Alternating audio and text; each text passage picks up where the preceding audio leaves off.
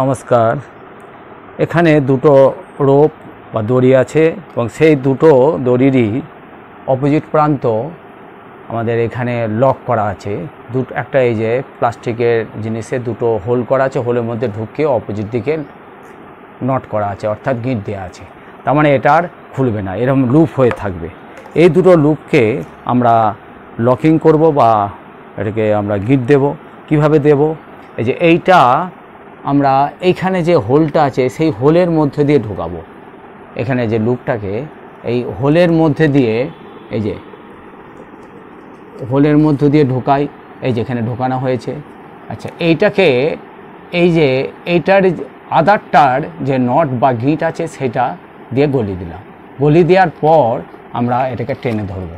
টেনে দিলেই এটা আমাদের লকিং হলো। এটা আর কোনো ক্রমে এটা খুলবে না। ঠিক একইভাবে আমরা যদি এটাকে এই যে আবার লুপ করে ওই হোল দিয়ে যদি গলিয়ে, এই হোল দিয়ে আবার গলাবো, এই যে হোল দিয়ে গলিয়ে